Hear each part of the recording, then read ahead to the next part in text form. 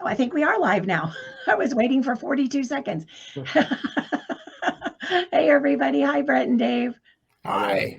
Hello, everybody out there, whoever is joining us live via LinkedIn, or if you're watching this later, we're happy to be with you on this day. This is our 14th book conversation, our last one closing out 2022. So we are very excited to get to Hubert Joly's The Heart of Business, and we'll get to that in a few minutes. The purpose of our conversations that we've been having this last year and a little bit is to help inspire leaders to invest in themselves today so they'll be even better leaders going forward and continue your evolution as a leader. Wow, this is such a great book to end the year on. Let's start with a little update. And Dave, do you want to go first? Do an update, an introduction and an update? Yeah, absolutely. So welcome everybody. Thanks for joining us. So we're into December. So for me as an educator, it's grading final exams, getting final grades in, and wrapping up the semester. So it's turned cold here, and looking forward to moving on. Had a really nice time with this book. This was a interesting one for me, as busy at the last part of the semester, so didn't get to the book as quick as I normally would, but the pages turned pretty quick on this one. I finally got down to it. So really good read this time. Good. Yeah, thanks. And the update is that it's break time for a month or so. Not quite a month, right? Yay. And my update, same, because Dave and I are both I'm an adjunct and Dave's a full professor at Rockhurst University in Kansas City. And so finished grading as well. And wrapping up the year, had my final presentation delivery with a client last week and submitted a couple of contracts this week. So getting ready for my first speaking engagement of 2023 will be January 7th. And congratulations. Yeah, thanks. And it will be the all-in way, living and leading the all-in way. And that's going to be their theme for next year. And our author even talked about all in a couple times. So kind of funny, pretty excited. So Brett, how about you? Yeah, so glad to be back with everybody and for our monthly conversations. As Kelly mentioned, my name is Bret Getzel, and I'm part of a phenomenal team at Scavuzzo's, which is a multi-generational Kansas City-based company focused on food service distribution and purveying. So my background, unlike Kelly and Dave, not in education. I've been in protein production and sales leadership, specifically in the food service vertical, for a little over 31 years now. So I'm particularly passionate, as everybody on the call is, about leadership and really learning and development and investing in that next generation of leaders. So, our monthly conversations have centered on the book and sharing, the many interesting things that happen throughout our month. We always have a few nuggets. And I happened to run into a friend this month at the gym. Hadn't seen him in quite some time.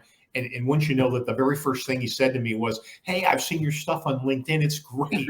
And I was, you get these little nuggets of validation through the month that we're making an impact and our message is being heard and our voice is getting out. So I thought that was very, very interesting. So that's exciting. Just a great way to unpack what we're doing, and it kind of reinforces the message. So I know Dave has shared some things like that have happened to him at Rocker, so I'd love to kind of have him add on here, and then I've got a few other points. I do. I have a few of those too. Dave, go ahead. Yeah, I think it's always fun. What I was just talking with, Brett and Kelly and I got together, and we always kind of lay these things out. And what we always try and walk that balance of is, when I see people, they go, "Hey, I saw your thing on LinkedIn and like the book you read." And then so many people will ask me as I pass them, in the hall or whatever, "What are you reading?" And some people just want to know, is this a book I should go read? Others just want me to give them that 2-minute synopsis so they don't have to read it. So we kind of try and walk that line when we have these leadership chats and talk about, some things that kind of moved us in the book, but not give away the book. So it kind of try to find that balance, which is always kind of fun. And for me, so much of what I do in the classroom is teaching by storytelling, either by my own personal experiences. I'm very fortunate to get to teach in areas where I have worked and still do consult professionally. So I do have a lot of those stories, and then also sharing stories of my peers. So when I read these books, I'm often thinking about experiences that either enforce things that I've done throughout my career, or worse yet, go, "Wow, I really could have handled that a lot better, and here's a great example." So it always serves as a toolkit. And I'll kind of steal off of Brett. He does a great job of always talking about how he shares this wisdom with his daughters. And I was sharing this with my 12-year-old, and she's kind of looking at me like, what? And I said, what you have to understand, kiddo, is everybody can teach you something. Somebody might teach you a way you can better yourself or grow as an individual. And then maybe otherwise, they're teaching you what you don't want to be, how you don't want to act, and what you don't want to become. Nice. And he talked about that as a way to discern your purpose and your values too, and thinking about who leaders you admire. That came later in the book somewhere today for this book. Which book would you give away for, if you were going to give away a book as a gift for Christmas is coming up, at any kind of holidays, we're ending our year. What book would you give away? Dave, I'll have you go first. Yeah, so this is kind of a slam dunk for me.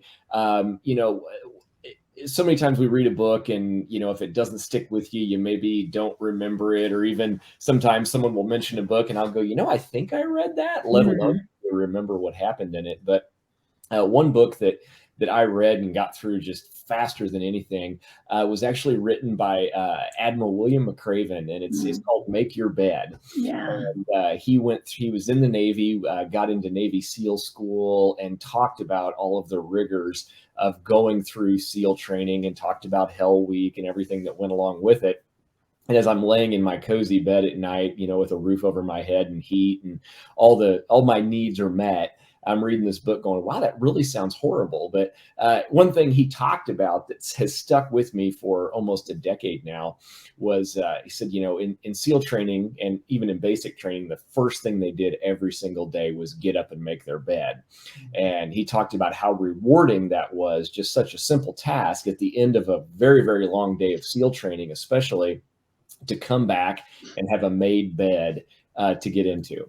And my mother will attest to this. I was horrible at making my bed as a young child, as a teenager, into college, all of those things. Mom would even call periodically out to college and go, "Have you washed your sheets lately?" Let alone make the bed. But ever since I read that chapter of the book of Make Your Bed, the very next morning I jumped out of bed at 6 o'clock and made the bed. And I have done so every single day since, with maybe a very few handful of exceptions. So to me, a book that kind of sticks with you like that. And, if I do have that long, hard day, as I, go upstairs to climb into bed, I go, oh, wow, it's a freshly made bed. And at least nice. I had that going for me. So yeah. I actually have given that book away to a few people. When I told my mother, I read this book, and ever since I've made my bed every day, she goes, yeah, right. I don't believe it. And my wife is sitting across the room nodding her head going, yeah, he really hasn't. And half the time he's trying to run me out of the bed. So yeah, I was going to ask if Cindy was still in the bed when you're in the bed. That's the times it maybe doesn't get done as well as if I get up super early. So yeah, it gets done every day. That's good. The book like that stuck with me is called The 4 Agreements by Don Miguel Ruiz. But of the ones that we've read, I've given away the 5 Graces of Life and Leadership. And I love that book. It really is on my coffee table. It was the prettiest of all the books we read, for sure. And the photographs, and I think it's a relatively light read for somebody that needs reminders about leadership or doesn't want to go on a deep dive. But finishing up the Heart of Business today's conversation, I kept thinking about, I want to send this to, this is kind of a lot to do with the work that I do. So I help companies do this kind of thing. And I thought there's a couple companies I want to work with. So I want to send them copies of this book and say, if you want to bring this to life and do it on purpose, I can help you. So I thought there's a few leaders that would benefit from it. And if they need help, I'd be glad to help them. So I added a couple to the list. All right, that's great. Yeah. Bret, what about you? Which book would you give? I actually gave away Master Mentors earlier this year. As everybody knows on the call that's followed us, I went through a career change about a year ago, and there was a section in that book that said, your future is often determined when you're not in the room. And it's amazing how when you read certain texts, it just jumps out at you. And immediately I thought of a peer who had basically been through a similar situation. So I immediately went to Amazon and ordered that book. So that was one that I gifted. In terms of the book that I probably would give had I, for Christmas, those types of things. This is kind of my go-to book, and it's just Influence, the Psychology of Persuasion by Dr. Robert Cialdini. And I believe that was the first book that we ever did. and being in sales, obviously, I want to understand the human dynamic of being influenced. But more importantly, what it revealed to me is all the times when I'm being influenced and I didn't ever realize it. So, you're either the seller or the sellee, one way or the other. And that book really highlighted the differences between the two. And I have referenced that book several times since then. It's just become kind of part of my lexicon. That's a good one. I like that one too. Yeah. Okay, I'm going to add our, you can go to this link at voyagecg.com/leadership books. And on the right column is our list. And I didn't update mine from this year yet. So I don't think you did either yet, Bret. I'll give it to you. Yeah. I'll give it to you. I just updated recently. Okay, so yeah, send that to me and we'll get that updated on the website. But that's where we all three provided a list of our favorite books, and so check that out. And then there also is a handout for today's conversation at that same, and the links to, or actually the videos from previous conversations are all there as well on that same page. So it's not, I'm pretty sure they're all linked right there. You don't even have to go to YouTube for them. So you can find them all there. Bret, what else did you want to say for the introduction of this? Yeah, great. Thanks for that opportunity. Richard Scavuzzo's the CEO at Scavuzzo's, the company where I mentioned that I worked in. He shares our vision of personal development and forwarded me an episode and several other key leaders within the company of the Andy Stanley podcast. And in the podcast, Andy Stanley is interviewing Patrick Lencioni, who's obviously famous as it relates to organizational health and organizational behavior. And he was promoting his new book, The 6 Types of Working Genius. And he emphasized the value of addressing somebody by their first name. So as you're a listener, you're always looking for those little nuggets, that you can pull out, hey, what can I really learn from listening to Kelly and Bret and Dave? And I thought, this doesn't cost me anything to address somebody by their first name. Seems pretty easy, right? So I said, hey, I'm going to do this. And it's not as easy as you think. I mean, there are people, I'm sure, that it just comes natural and it's just part, but I found myself saying, hey, buddy, or good morning, or how you doing? And I very rarely, as much as I would have liked or have hoped, addressed me by their first name. So, if you're listening to us and you're looking for that little thing that's easy and inexpensive and really brings value to the relationship, just try to call people by their first name. And in the podcast, they reference that everybody loves to hear their first name said, and just something about our human psyche that kind of brings us joy, if you want to think of it that way. So give it a shot. Something that's easy to do. So all the networking that everybody does now, and people are out and about again and networking toward the end of the year. So great tip. Yeah. So the other thing I pointed out, if everybody's listening to us saying, how do these guys read all these books? I mean, you're both professors and I have a full-time job, and I started to think. And by the way, excuse me for interrupting. I did want to clarify, I have a full-time job too. Absolutely. So I'm an adjunct on the side. So my full-time job is as a consultant and executive coach in this space. So I meant to say that before. but we're all looking for time. And as people are listening, they're saying, how do these guys do it?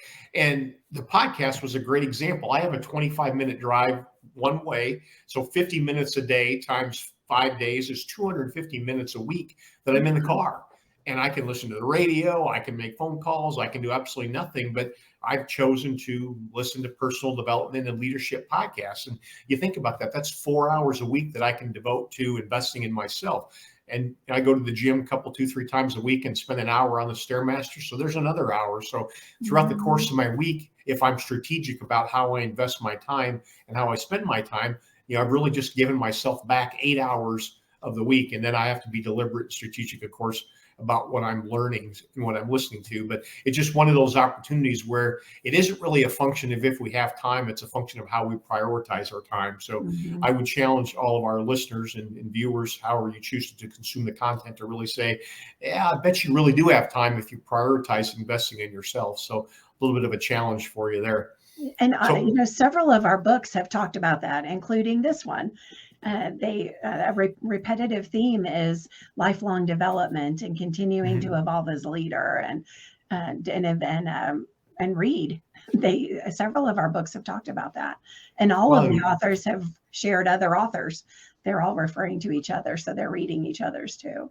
Absolutely. I mean, and Mr. Joly, you referenced Marshall Goldsmith, whose book we did, I think, 2 books ago, and he was literally Hubert's CEO coach. So, Yeah. I mean, it's amazing how it's kind of I don't know if it's as big of a network and a big of a community as we think it is. It all seems to be kind of interwoven one with the other. So, yeah. but my monthly goal is to read at least 2 books. And usually I'm reading the book that we're profiling, and I try to get another one in there. And I went back and reflected on my year, and I hit that goal 4 times, which means I missed it 8 times. But I referenced John F. Kennedy, who coined the phrase moonshot, which is, getting to the moon. And we've all heard this, hey, you set this extremely lofty stretch goal. And even if I come up short, I will have accomplished, pretty significant things. And there's a whole lot more satisfaction in that than accomplishing a low set goal. So I really continue to do that. My point in saying that, when I'm not reading, what am I doing? Maybe I'm on social media, maybe I'm working in the yard, but I'm doing things other than reading. And this book that I read that for this broadcast, I'd read it in about 10 days. And I just found that my frame of mind and my mindset when I was reading and investing myself was much different. I was more energized. Mm-hmm. I was more focused. And I kept going back to my capstone professor at Rockhurst. He made the statement, when we're in a space that's consistent with our social values, we will find energy, we will be energized, and we'll be stress-free. And you can think about this. There's a deadline. We've got a conversation coming up. I got to read a book. I got to prepare my script. That could easily be a very stressful situation, but quite the contrary. I'm as energized about getting into the conversation, reading the book, consuming the content, investing in myself as anybody could be. So I just find that very interesting. And, for what it's worth, you guys can all kind of take it, at your own pace, but say to yourself, hey, if you're not feeling energized about what you're doing, it's probably a gut check to say, hey, maybe you want to redirect your energies elsewhere, or something that does provide joy and energy. Such a great, all right. That's a point in the book too. About the energy, about human energy, and as leaders, how we create that and cause that in the workplace. So, should we dive in? Tell us about our author and what book we're reading this month, Kelly. I'm excited to hear what you got. Okay, well, we picked this book. I recommended it because I've seen it everywhere, and he's had ads on social media for it even lately, and it came out in May of 21. But also I love Best Buy. And so I was curious about their turnaround from his perspective. I've seen him interviewed a couple times, but I wanted to go a little deeper than that. And I also wanted to see, because he boosted the financials of the company during a time that it was really, really tough. And he changed the demeanor of the people. I saw it when I would go into the store. So I was really curious about it.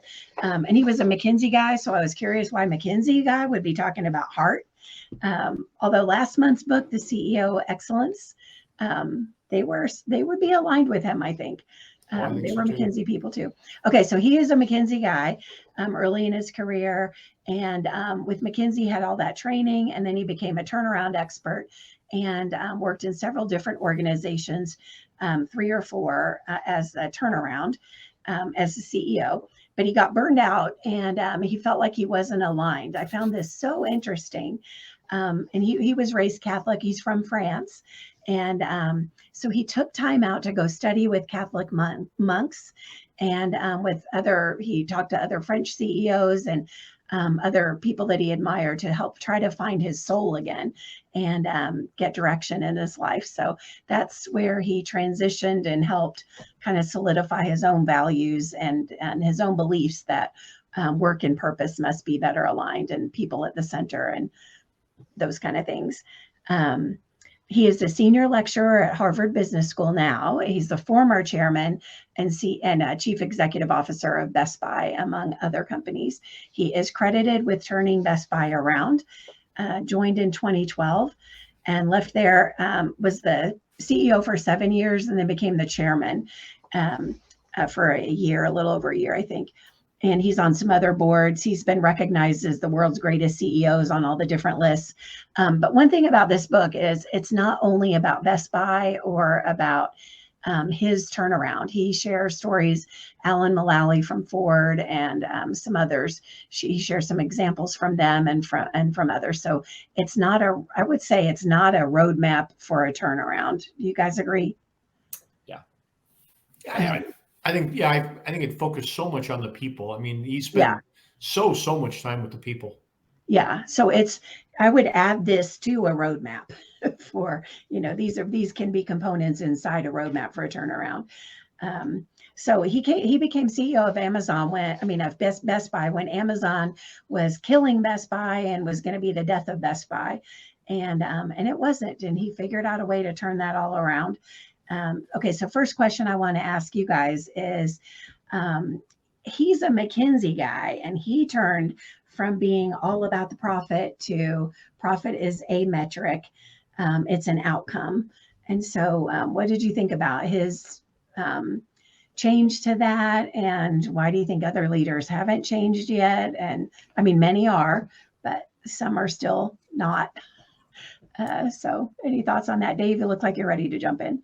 Yeah, what was weird is I was kind of reading and getting the kind of the lay of the land of Best Buy. There's one experience for me that really kind of shaped it, and it was during his leadership. And as I'm reading this, all the light bulbs are coming on, and I'm going, okay, how connected was he to this experience? And I think it was all around his influence of the culture. But I bought a cell phone at Best Buy. And this was right as smartphones started to get incredibly prevalent. And the guy that was waiting on me, he might have been 19, 20 years old. And, to say that this guy went above and beyond just absolutely blew me away. I walked in just really trying to want to put my hands on a couple cell phones and get an idea of what I was after. And had really no intention to buy. But this guy's customer service was just beyond over the top. Of answering all my questions, and even had knew every nook and cranny of this, new Android operating system, and said, well, I want to jot down a few notes for you for things that are really useful as you're making this move to this platform. Holy smokes. Wow. And it was so impactful to me that years ago, I had read the statistics around the number of people we tell about a bad experience versus a good experience. And of course, it's on very opposite ends of the spectrum. And sadly, we as a society of consumers do a very poor job of talking about good experiences and sharing that. But it got my attention on how engaged this young salesperson was, that as I walked out the door, I went up to the front and I said, I want to speak to the manager. And the manager came out and kind of had this panicked look on her face, like, oh my gosh, what is this guy about to complain about? And I said, that guy back there in the cell phone department, he needs a raise, he needs everything. And let me tell you why he is great. And all of a sudden, her demeanor just completely changed. She shook my hand and thanked me.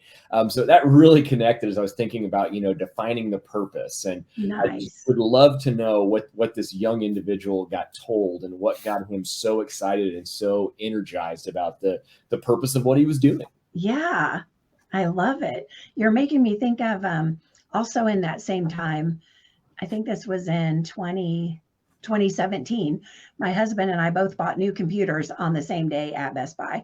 And the salesperson was so nice, answering the questions that were different from my level of expertise. And my husband, who was not a business person or a high-tech guy, and he was so patient. And how sometimes you think those people can be condescending at those kind of places. And he was really good. Really, really good. Yeah. So now you know more about what they were told. Yeah. Right. Bret, any thoughts about why you think some leaders are not adapting or evolving? Well, as in pretext to your question, I started to consider that. And I keep going back to the Jack Welches, the Lee Iacocca's, the Jeffrey Imelts, the Michael Eisners of the world. And I've read extensively on all of those. And I think their style of leadership probably wouldn't fit the contemporary environment. Mm-hmm. And we profiled Gary Byrnes, obviously we're profiling Hubert Joly, and it's a new era. It's a new sense of leadership at the CEO level. And I think particularly the organizations, the boards, the investors, they're asking for more. So, and it's really a layer, I believe, that those predecessors either didn't possess or didn't find to be valuable. So not only do we want strategic leadership, financial leadership, but now we're also asking for this level of personal and empathetic leadership. So if anything, it hasn't really diminished or depleted the level of expectation. In fact, it's probably elevated, and we're asking probably more of our leaders than we ever have before.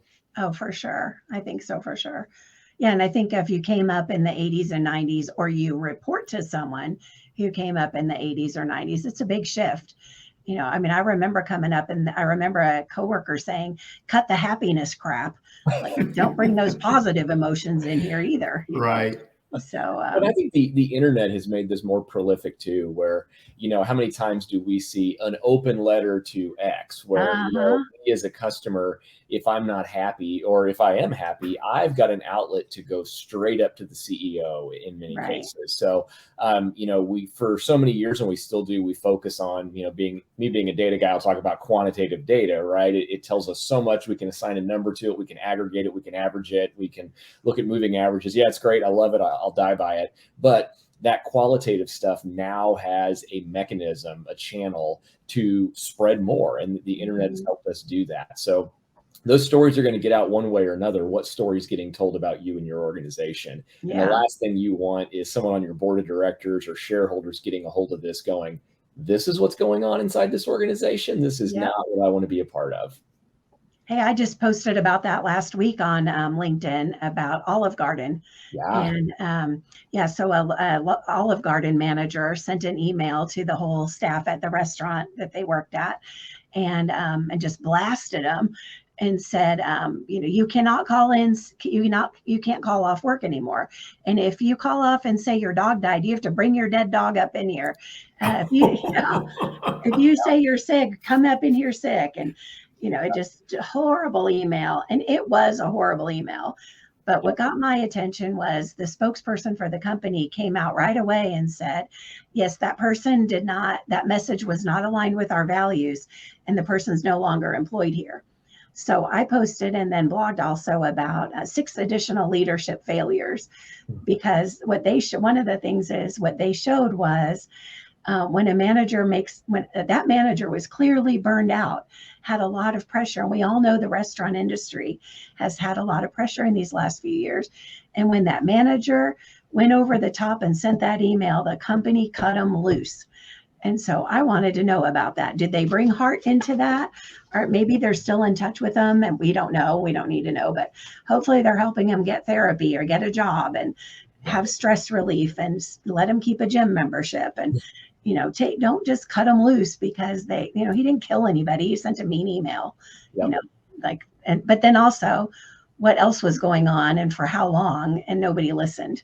Nobody paid attention to him or her or to the employees. So that just signaled so many things wrong in that organization. And a lot of them tie back into what our author talked about for today. Okay, so let's go into part 1. The author breaks it down into 3 parts, I think, or 4 parts. 4 parts. So one is the meaning of work. So Bret, do you want to share? We're already at half of our time, so if you want to do Yeah, I was drawn to chapter 3, which is the problem of perfection. And I remember very succinctly seeing in print where a CEO quoted, hey, the quest for, or he said, don't let perfect be the enemy of good. And what Hubert Joly referenced was a conversation he had with a Catholic priest. And the priest said, hey, the quest for perfection can be evil. And he went on and on about what that meant. But in my mind, I went back to that, hey, don't let perfect be the enemy of good. And I distinctly remember a time in my past life where I was with an organization and we were phenomenal at planning. And eventually I said, hey, the planning's got to stop and it's time to move to execution. And it was as if, the joy of the thing was in the planning.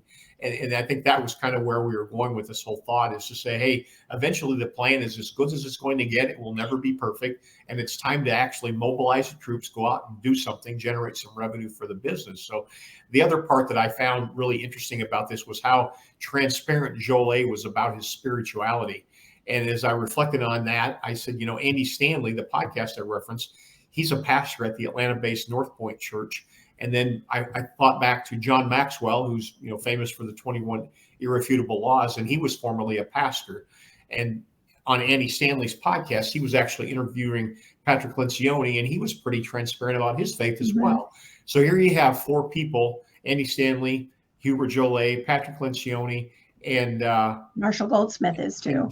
And John Maxwell, Marshall Goldsmith, and they're all very very upfront, very transparent about their spirituality. So I'm not going to make a statement one way or the other on that one, but I can tell you it's important to me. So everybody can pass their own judgment one way or the other, but there's certainly a pattern here. So the last nugget I'll throw out on the first section was he quotes Dr. Carol Dweck's Growth Mindset. And this is unofficial, of course, but I think this, as we've said, this is our 14th book that we've done, not to mention all the other books that I've read. But if Growth Mindset isn't the most quoted and referenced book right, in the leadership lexicon, I don't know what is. So if you haven't read that one and you're interested in personal development and growth and leadership, I tell you what, if you've got a Christmas list that you're going to give to somebody, I would definitely ask for Dr. Carol Dweck's Growth Mindset. It's phenomenal. And like I said, it's table stakes in this category. So those are my observations on the first section, Kelly. Dave, what about you? Yeah, just kind of real quick, a lot of what Bret said, I completely agree with. And I remember I had a boss a long time ago tell me we were caught up in that rut of plan, and lacking on the execution. And he finally just stopped everybody in the conference room and he said, guys, sometimes we've just got to build the plane while we're flying it. And that's always kind of resonated with me. There's definitely time to get into the weeds, but then there's also some times where we just got to start throwing stuff at the wall and seeing what sticks. And that's one characteristic of an effective company and effective leadership is we're going to try some things. If it doesn't execute well, we're going to not be afraid to stop and change directions very quickly. So that's one of those things that always kind of stands out to me. Yeah, I love it.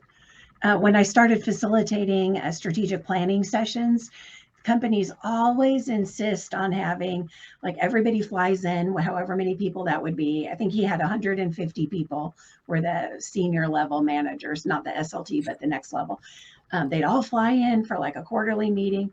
And all the companies that I've worked with, they always insisted at the beginning on the first day is or two is all of the managers get to have 15, 20 minutes, a half an hour to share what happened last year.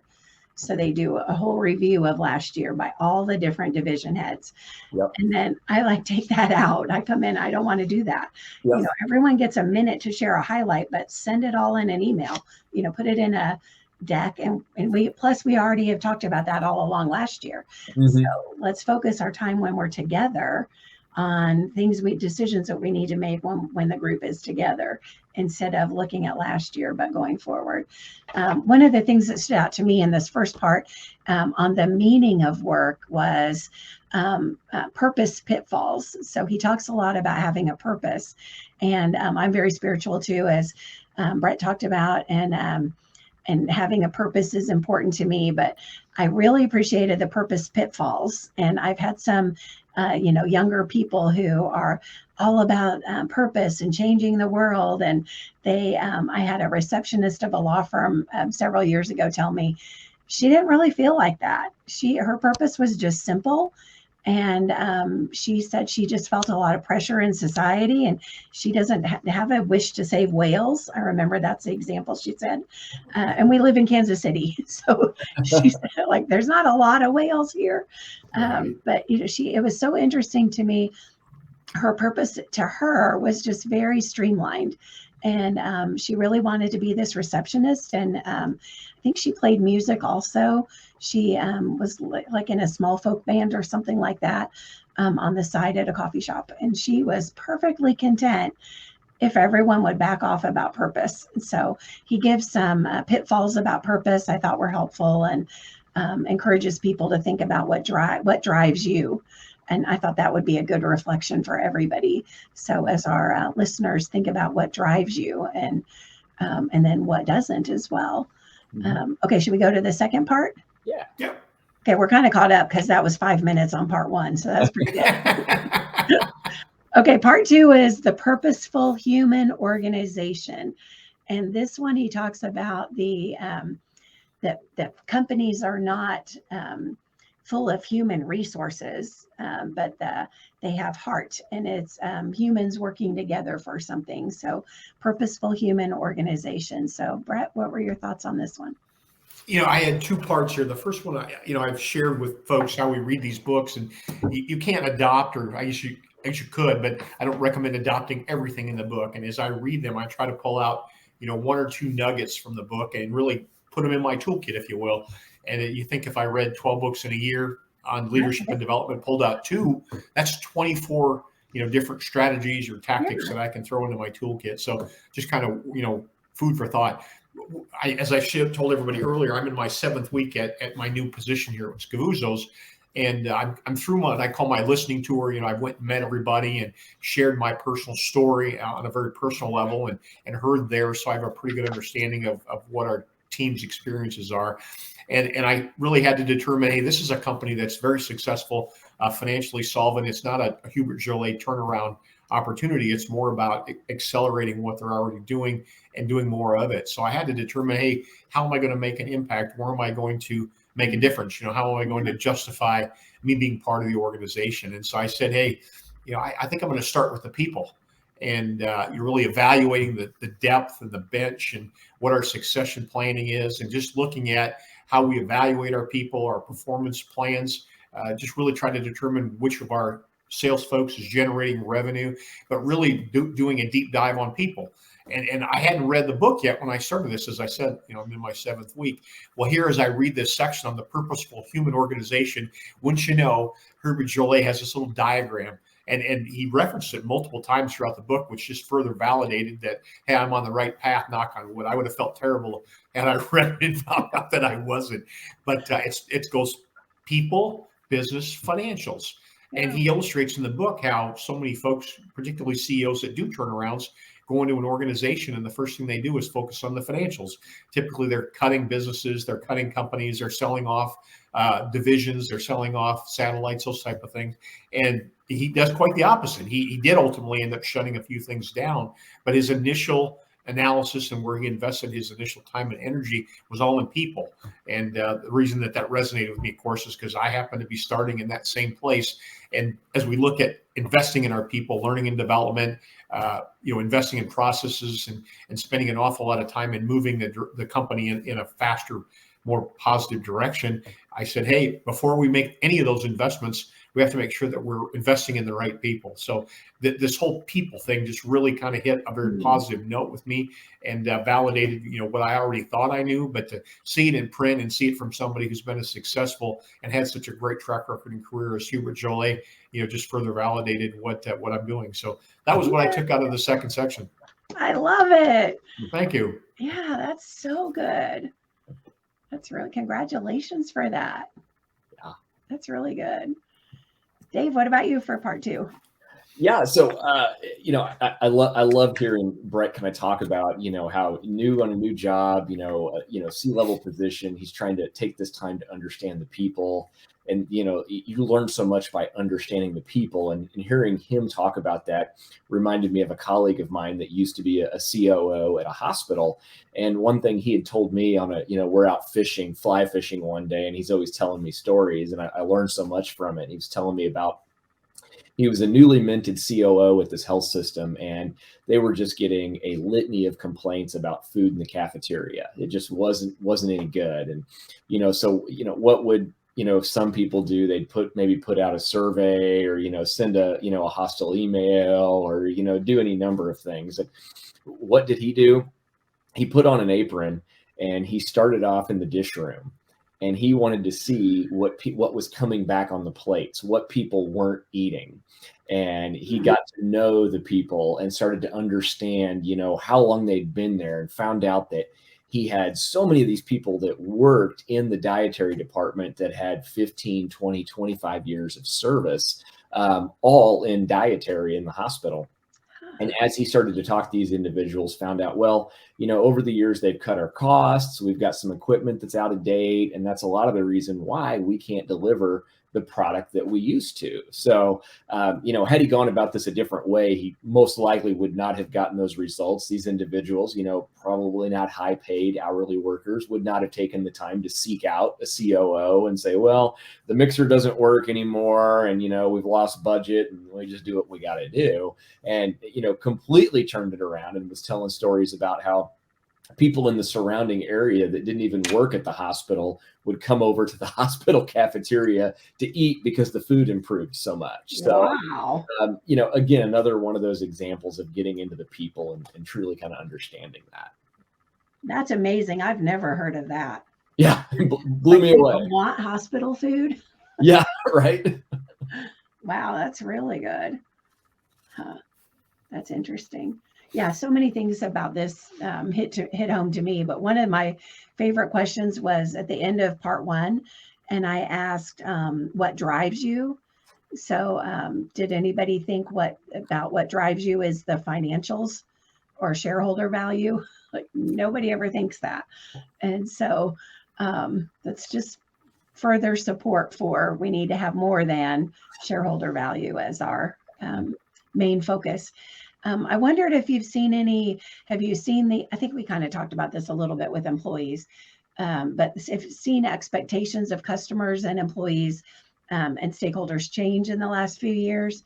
And he gave another shout out to another book that we did in our group, to Conscious Capitalism, we talked about in May of this year. So that video of our conversation is out from May. But, turning from only focused on one, the shareholder, to the stakeholders was a big shift for him mentally. So noticing those changes. I had written a white paper before the pandemic in 2017, actually, about how things had changed so much. And then the pandemic happened and it's changed again. Everything is different now. People have different expectations of their employer. And the ones that don't get it, I think I have a quote on the website, the ones that don't get it are going to be clobbered by it. He gives some questions to evaluate decisions I loved. Creating the magic. So have you guys ever worked anywhere? And Bret, you might be in that still at this new place, but think about over your career. Have you ever worked somewhere where you felt like, wow, this is such a great team and you are all in sync, and, where that human magic is there that he talks about? Well, I've had it actually, and I wasn't prepared for that question, but I've coached folks to say, hey, you will find throughout the course of your professional career, there will be, and it usually sticks together for a year, maybe two, where everything just syncs, right? Your value proposition works. Everybody's on the same page. You find people completing each other's sentences, and you'll be on that. One of those, Michael Jordan references to a dream team. And eventually, right, people come in and poach your team, or people get promoted laterally, horizontally, whatever the case would be, and the team gets broken up, and you just simply lose some of the magic. And you can't really explain it. You try to duplicate it, but much like in professional sports, there was only one dream team, and who knows if there will ever be another one again. But yeah, hopefully, if you're in commercial work long enough, you get the opportunity to be on a team like that, because it's there's a saying about having the wind at your back, and when you're on one of those teams, that's just simply how it feels. Yeah, that's good. Dave, have you? Yeah, in fact, my very first, as I always joke, my first big boy job out of college, Same. had this team of people that I came onto. They were all just amazing people, smart individuals, motivated. I mean, we were highly productive. We loved what we did. And, after I'd been on that team about 6 months, one of the individuals took kind of an upwards promotion and moved to another business unit within the company, and said, oh my gosh, we lost this guy. He's amazing. What are we going to do? And then 3 months later, we had another lady that decided to take another opportunity. And I went, oh my gosh, we're sunk. And I went to my boss and one of our one-on-ones, and I said, we're losing everybody. What are we going to do? And she said, you're right out of college. Understand. This is how business works. It ebbs and it flows. People come and people go. This is kind of an entry-level technical position, and many people aspire to grow and move upwards or outwards, and that's just the way it goes. So it was a big wake-up call for me, because I started in this job. I'm like, we're a big happy family. We all love each other. We're productive. We're highly functional, and we all get along well. And then it just fell apart. Aw. But having that experience is pretty fun. Yep. My first big lady job out of college was like that too. And a lot of us that were in that organization early, we're still in touch with each other. And I had lunch not too long ago, and several people went on to be executives of other companies, and had lunch with a friend who's an executive in another company. And we talked about those days from way back when that had that. And it was a division of Sprint, and just helping set that up and get that going. And we were entrepreneurs inside this big, huge company, and we were a cash cow. So we had a lot of flexibility and a lot of opportunity, and, just got to do a lot of cool things early. Yep. It was pretty fun. Okay, so in part 3 is unleashing that human magic. So how do we unleash the human magic? And the first thing that he talks about is moving past the carrot and stick approach. And I don't want to have my CHRO hat on for too long, but the whole thing about the incentive compensation is not a high motivator, and especially because it's a lot of times a secret. So he didn't go into that part, but that's not a great motivator. Have you guys had experience with moving away from carrot and stick, or have seen other things work? Yeah, I know personally, it's like I made the decision a little over a decade ago. I left a corporate job in the private sector that was very much focused on compensation. When the company did well, we were all rewarded rather well. I remember when I told several of my colleagues that I was leaving to go be an educator, they said, "Oh my gosh, you're going to starve. Have you lost your mind?" And I said, for me, it's not all about the money anymore, and that's no longer a motivator. And, I'll dip into this briefly and I'll shut up. But one thing that always kind of frustrates me is when I hear educators complain about, what they get paid. It wasn't a secret. We knew what the pay was. The pay scale is out there, especially if you work in the public K-12 system that's published for everybody to see. You know what you're going to get paid. And if you're intrinsically motivated strictly by compensation, that's not the field for you. Yeah. I've yet to talk to an educator that says I'm here because I'm killing it financially. So yeah, I think I've worked in both extremes of that, and there's pros and cons to each. And nothing bad about what I did in the corporate sector. Now it's very different. Well, just using incentive as a motivator in a different way than it used to be, I think, is what's working now. Yeah. Bret, what were your thoughts on part 3, unleashing the human magic? A couple things. I really thought we went back to when we started. I think our very first conversation, we said, hey, what books do we really want to focus on? Because there's so many. And we said, hey, we really want books from people that have done this in the professional space. And we want people that are exceptional storytellers. And granted, we've had a few books by educators and consultants, but for the most part, this book really hit the mark on what we said is our original charter. The other part, he detailed the extraordinary effort he put into learning the Best Buy, what he called what the blue shirts do. That's what's his affectionate title for the actual store associates. But he was very candid about saying, hey, I'd never worked in retail. And he said, hey, I had a name badge made that said CEO in training and literally worked the floor of a Best Buy. And I don't know what his compensation was. I never looked into that. But can you imagine a man of his stature, his financial means, being out on the floor, literally shadowing as Dave talked about, an 18 or 19-year-old store associate who's teaching him, hey, this is what we do and how we do it. So, hats off for him for humbling himself and probably, the biggest way that he probably could and really coming alongside. The reason that resonated with me is it's very similar to my story. As I shared earlier, I'm working for Scavuzzo's, which is a food service distributor. I know a lot about food service. I know quite a bit about protein, but I don't know anything about distribution. I'll be real frank with you. I know a little bit about the genre, the financial piece of it, but our interview process, getting to know one another was hours. I mean, literally hours. I've told the story a couple of times. I think the owner, the CEO of the company, and I spent 15 hours over 5 different conversations just talking. And we talked about books. We talked about philosophy. We talked about our families. We talked about our experiences. And really our conversation around compensation was about 5 minutes. So over 15 hours, we really never really talked about money. And naturally, and I've got a friend of mine who's going through a job or transition right now. And every time I meet with him and kind of coach him, hey, they don't want to pay. And I said, it isn't really about the pay. If you go into a conversation, an interview, and your first conversation or your first point is what's the pay, you really kind of set yourself up to fail.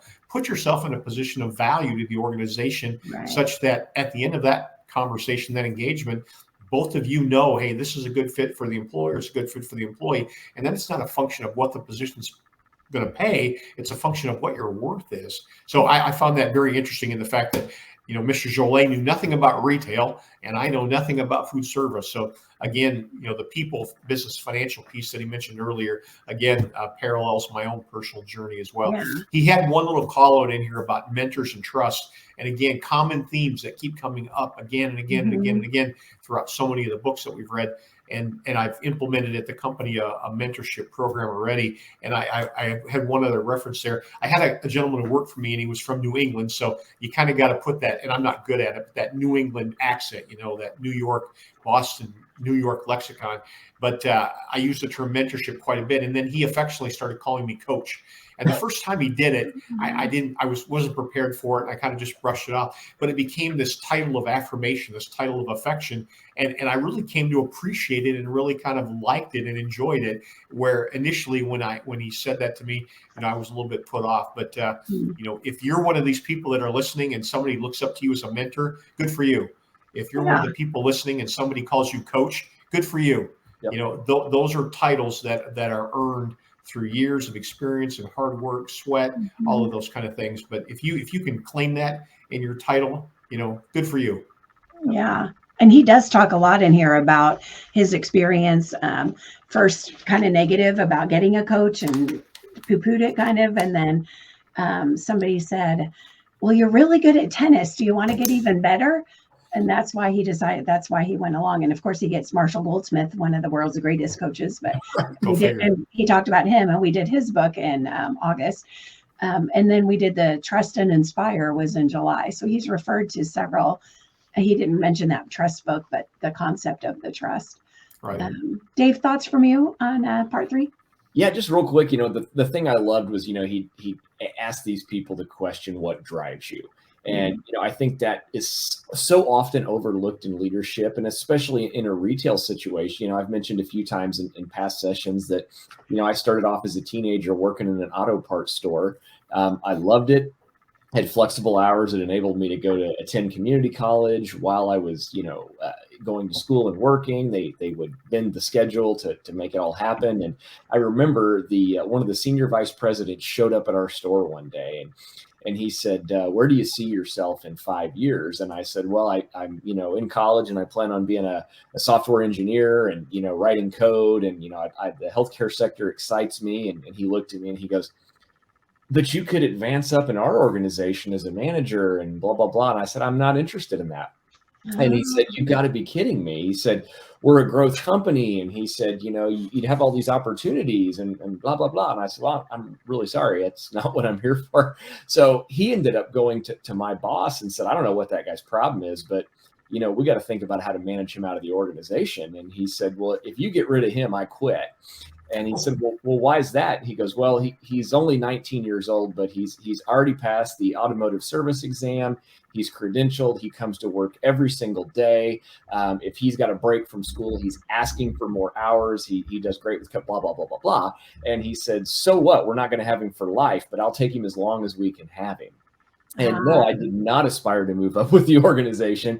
It was a means to an ends for me. And over the years, I've had people working for me in that situation where I take them out to lunch and go, what drives you? What are you excited about? I had a lady sit across the lunch table from me and say, I'm here for insurance. And I said, okay. Her husband owned his own company. They had 4 children. So insurance was what drove her. She showed up to work every day. She was a joy to work with, and she was very good at her job. I'll take 50 of those people every single day. Yeah. And unfortunately, some schools of thought in leadership say, oh, no, if you don't aspire to move up to the top, I don't want you. Well, I need both of those people. I need the people that move up. I need to train my replacement. But if you want to show up every day, do what I need, you're a joy to work with, I'll keep you on forever. Yeah, right on. Right on. Yeah, I think that view is, hopefully coming more and more. I had a similar experience in Chicago. I was head of HR at an ad agency, and a director came to me in confidence and said she wanted to leave and start a dog walking business in Chicago, like downtown Chicago. That's pretty amazing. But she had a big job, and it would be hard to replace her. So if she left, we needed more than 2 weeks notice. So I went to the senior leadership team, and we all were all about it. Like, yes, let's figure out a way. What can we do to keep her on, to get a replacement, not trying to talk her into staying. But, how amazing that we were able to keep her on. She helped interview and train her replacement in exchange for us helping her with her strategic plan and all of her marketing. Wow. So I know she started her business with like the best collateral of anybody ever, and she didn't have to pay for that. Yeah. Wow. Yeah, it was really good. Okay, the last part is kind of wrapping it all up. And part 4 is the case for purposeful leadership. And he talks here about 3 myths of leadership. So, Bret, thoughts on this part? Yeah, real quick here. He made a case for the FBI coming to his company, and they thought they had a potential security breach, and turned out it was a false alarm. But immediately he activated their crisis management plan, and we all know that the outcome of those situations typically isn't good, but it's trying to make the best version of bad, I guess, is the way we look at it. So as we're developing our AOP again at the new company, when we get to a point where we've got a stopping point, crisis management is actually one of the things that we're developing. So, so many people, when you think about that, it's difficult to get stakeholder buy-in. Hey, why do I have to do this? It's never going to happen. And sure enough, it happened in their case, and they had a plan and they activated, and ultimately it turned out to be a false alarm. So they did actually have a positive outcome. So same thing as what we're doing here at the company. But again, it's that idea you can really never have enough planning in an organization, and that was the takeaway that I had. Good. Dave, how about you? Yeah, just kind of real quick, the quote that really, I wrote it down. I've got it right here. It says, our role as senior leaders is less about coming up with the right answers from a strategic standpoint, but more about engineering the right environment so we can unleash human magic at scale. And that's, to me, what pulls it all together is kind of what I mentioned in my last kind of little rant here, that, we want that right environment. And we've all been in those situations where a leader or, business factors have created a toxic work environment. We all know what that does. So that I have a book, it's around here somewhere, where I write down quotes that are meaningful, and that's one that made the book. So that very good. Really got me there. Yeah, I like that a lot.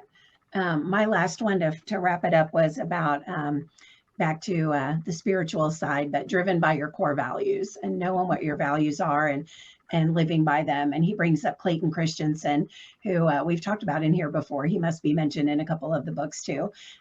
He was one of the reasons that I named the company Voyage Consulting Group, had to do with his article, and that is referred to in this book. But knowing your core values and sticking by them 100% of the time is a lot easier than 98% of the time or 99% of the time. And just reinforcing that, have confidence in those core values, and making your decisions and your living your life according to those and leading according to those. So that's my final thought on it. Do you guys want to say a final thing about this book? We all liked it a lot, so we all recommended it.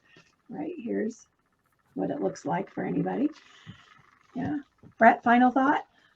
Final thoughts here. I just wanted to thank Dave and Kelly, for inspiring me. It's been a great year, keeping me grounded, keeping me centered. You guys really do that for me. And whether or not you realize that or not, I don't know. But I really wanted to call it out for everybody to hear, because you do mean a lot to me. So this is our holiday conversation. And, when we come together again, it'll be 2023. And just certainly want to thank everybody for investing your time in us as your host, and more importantly in yourself, which is, are the reminder of our why, which is to inspire the leaders of tomorrow to invest in themselves today. So as I was thinking about why Joly wrote this book, he certainly didn't need the money, but he had a story to tell. And I believe it connects back to our why. He was looking to inspire leaders to continue to invest in themselves. So, thank you guys, everybody, for a great, great year. Happy holidays, Merry Christmas. And just know that we had a fantastic go here in 2022. And I think 2023 is going to be more of the same.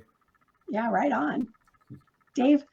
Yeah, the same. It's been a pleasure, and I feel a little bit guilty because I get more from this than I feel like I give back, both from the two of you, and then also from our kind of listener viewer population. So to me, I love getting to engage and hear the stories from you guys, but then also the accountability, right? So you look at that calendar and you go, okay, I got to finish this book, and I shudder to think, Bret talked about his goal of 2 books a month, how much less I probably would have read if I didn't have, these deadlines looming among me. So it's been great. And the same, happy holidays, Merry Christmas. I hope everyone has a safe and enjoyable holiday, and get some time with family and get to unwind and recharge a little bit. And looking forward to seeing everybody back in January. Yay. You would have just been reading a bunch more data reports in 22. So I would, my data blogs and all that stuff. Yeah, absolutely.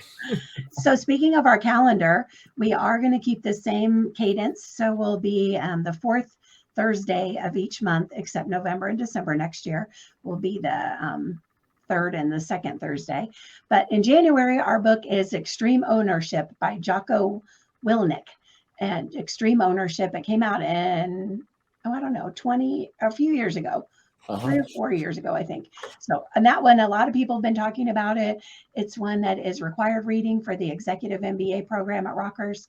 So we're going to tackle that on January 26th of 2023. So we look forward to seeing all of you then. Thank you both, Bret and Dave, for joining this journey. And we look forward to connecting with everybody. Enjoy the holidays, enjoy a break, rejuvenate, and be the leader that you want to be. Thank you, everyone. Thanks, everybody.